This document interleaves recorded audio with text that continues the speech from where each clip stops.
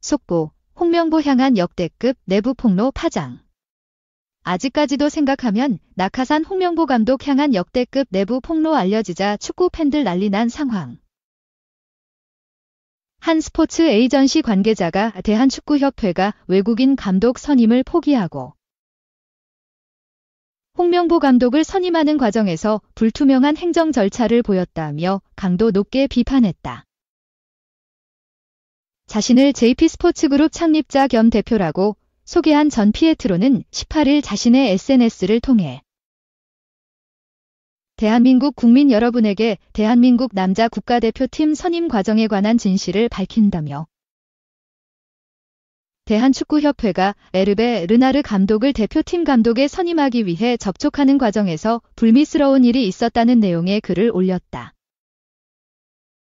전 대표는 르나르 감독은 마지막까지도 한국축구협회의 답신을 기다렸다며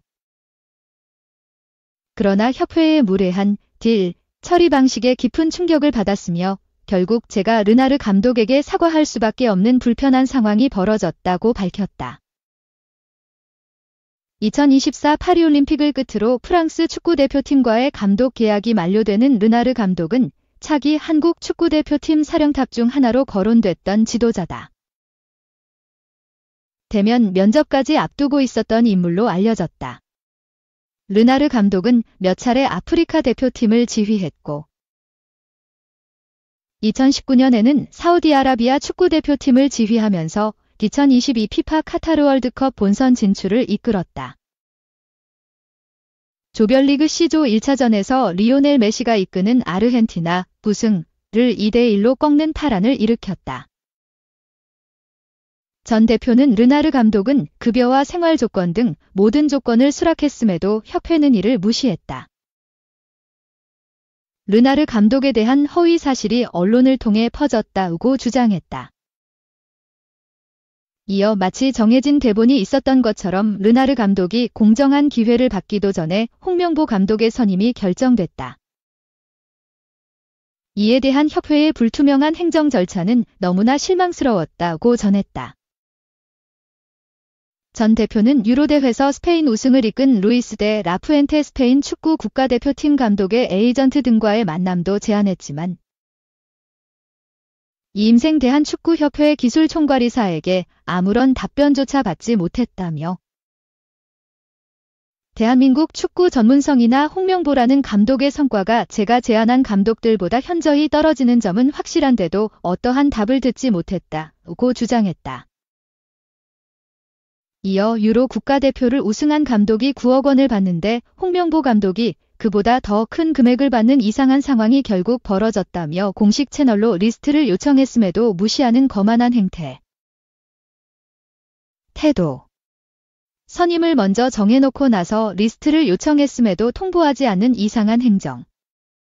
대한축구협회는 두려움을 조장하는 곳인 것 같다고 덧붙였다.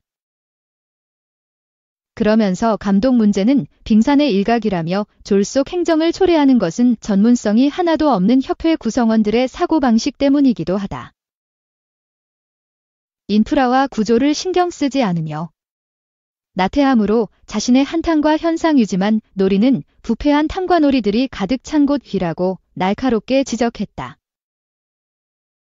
한편 대한축구협회의 홍명보 감독 선임과 관련한 의혹은 오는 24일 국회 현안 질의에 오른다. 국회 문화관광체육위는 지난 5일 홍 감독, 축구협회 정몽규 회장 등의 출석을 요구하는 안건을 의결했다. 이 권영준의 독한 S다이어리 심리적 해임 자질 문제. 무엇을 위한 홍명보 흔들. 홍명보 감독이 이끄는 한국 축구대표팀은 10일 오후 11시 요르단 암만국제 경기장에서 요르단과의 2026 국제축구연맹 피파 북중미 월드컵 아시아 3차 예선 B조 3차전 원정 경기에 나선다. 경기 직후 귀국해 15일에는 경기도 용인미르 스타디움에서 이라크와의 4차전 홈경기를 치른다. 두 경기 모두 중요하다. 현재 대표팀은 이번에 격돌하는 요르단, 이라크와 승점 4, 질승 1무, 동률을 이루고 있다. 요르단과 한국은 골득실까지 동률 +2. 2의 다득점에서 앞선 요르단 4골 1위. 한국 3골 2위다. 이번 두 경기 결과에 따라 순위 변동이 클 수 있다. 월드컵 본선으로 향하는 마지막 관문인 만큼 최대한 승점을 쌓아야 한다. 산 넘어 산이다. 손흥민, 토트넘의 부상 결장은 뼈아프다. 손흥민은 햄스트링 부상으로 이번 일정에서 소집 제외됐다. 회복 시간이 더 필요하다는 판단이었다. 해결사. 정신적 지주의 부재는 경기력뿐만 아니라 전체 분위기에도 영향을 미칠 것으로 보인다. 손흥민의 공백을 최소화하는 것이 키워드가 될 것으로 보인다. 감독 선임 논란도 여전히 발목을 잡고 있다. 이 부분은 크게 걱정이 되는 부분이다. 이미 문체부 감사 중간 발표를 통해 절차적 하자는 있다. 그러나 홍 감독과의 계약이 무효라고 판단하기는 어렵다고 발표했다.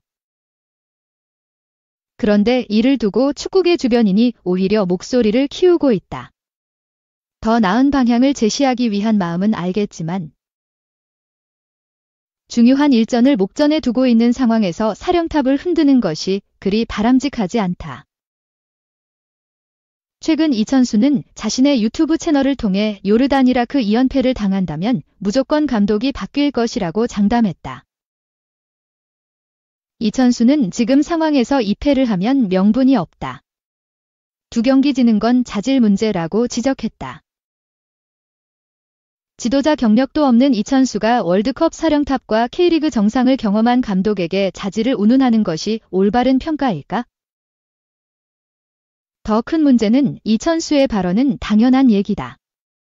세계 최고의 명장이 오더라도 아시아 3차 예선에서 2연패를 당하면 경질 사유가 된다. 실제 한국 축구는 최근 5개 대회, 18년 동안 월드컵 최종 예선에서 2연패를 당한 역사가 없다. 가장 최근인 2022 카타르 월드컵 최종 예선에서는 전체 1패, 7승 2무만 기록했다. 2018 러시아 월드컵에서는 최종 예선 중 가장 많은 3패, 4승 3무를 기록하긴 했지만 연패는 없었다. 2014 브라질 4승 2무 2패, 2010 남아공 4승 3무, 2006 독일 월드컵 3승 1무 2패도 마찬가지다. 이런 상황에서 이천수는 이 당연한 얘기를 홍 감독의 역량을 운운하며 명분, 자질 등의 자극적인 단어를 활용해 발언했다. 국가대표 출신다운 품격이 필요하다. 박문성 해설위원도 마찬가지다. 최근 한 인터뷰에서 홍 감독을 두고 심리적 해임이라는 듣도 보도 못한 단어를 사용했다. 최근 정치권에서 정쟁이 네거티브 공세를 펼치기 위한 도구로 사용하고 있는 심리적 탄핵을 참고한 것으로 보인다. 심리적 해임이라는 단어가 굉장히 정치적으로 사용될 수 있다는 의미다. 법조계 전문가들은 심리적 탄핵이라는 단어가 굉장히 위험하다고 진단한다. 탄핵은 헌법이나 법률에 위배되는 행위를 했을 때 사용한다는 것이다. 정확하게 표현하고자 한다면 심리적 정권 교체 또는 국민 신뢰도 최저라고 해야 한다는 것이다. 탄핵이라는 단어로 여론을 등에 업고 선동하지 말라는 경고다. 박 위원도 마찬가지다.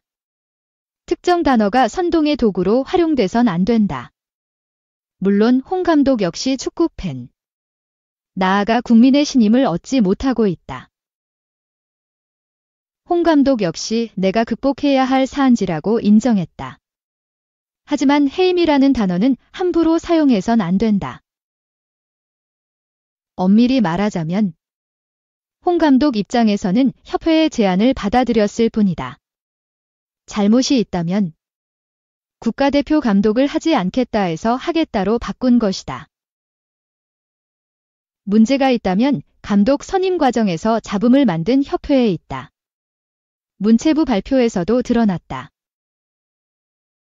그런데 박 위원은 이런 상황을 무시하고 뜻도 정확하지 않은 심리적 해임이라는 단어를 쓰는 것은 그저 선동하는 것 이상도 이하도 아니다. 경기를 앞둔 선수들에게도 악영향을 미친다. 이번 요르단 이라크전에서는 부상으로 제외됐지만 대표팀 주장 손흥민, 토트넘, 은팀이 결정된 가운데 저희가 바꿀 수는 없는 부분이다. 어렵지만 많은 응원과 사랑 부탁드린다고 전했다.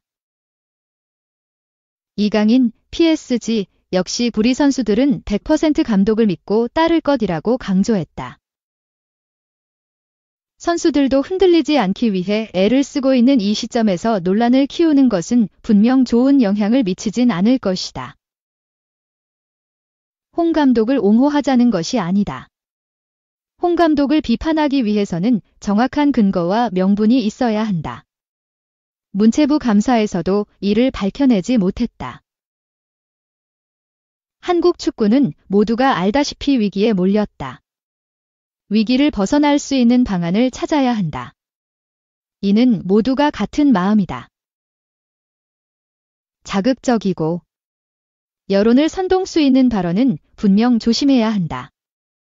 특히나 경기를 앞두고 있는 이 시점에서는 지혜로운 비판이 필요하다. 3. 손흥민 없는 홍명보호.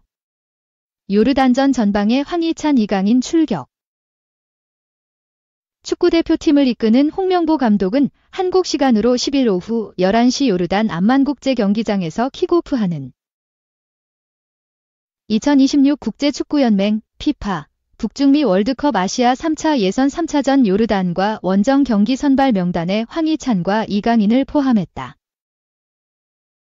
황희찬이 왼쪽, 이강인이 오른쪽 측면을 책임질 걸로 예상된다.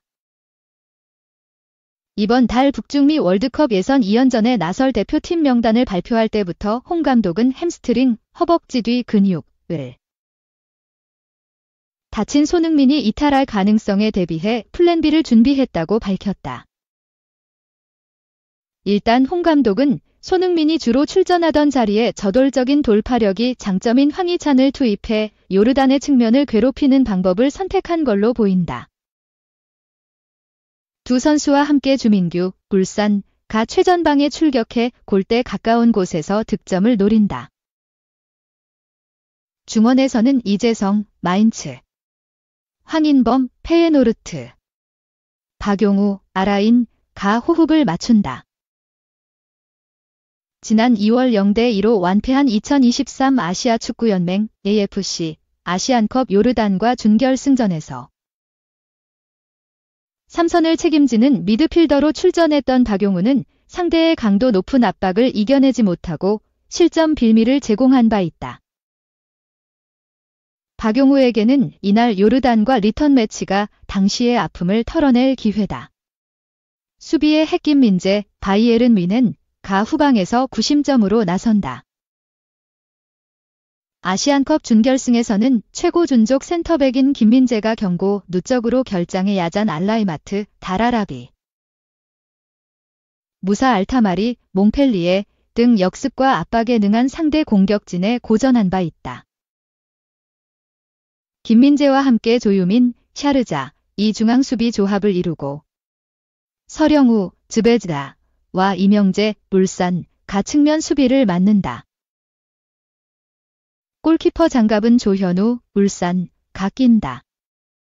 요르단에서는 일단 원투펀치가 모두 선발 명단에서 빠졌다. 경기 직전까지 정상적으로 팀 훈련에 참여해 출전이 예상됐던 알라이마트는 벤치에서 시작한다. 알타마리는 아예 출전 명단에 이름을 올리지 못했다.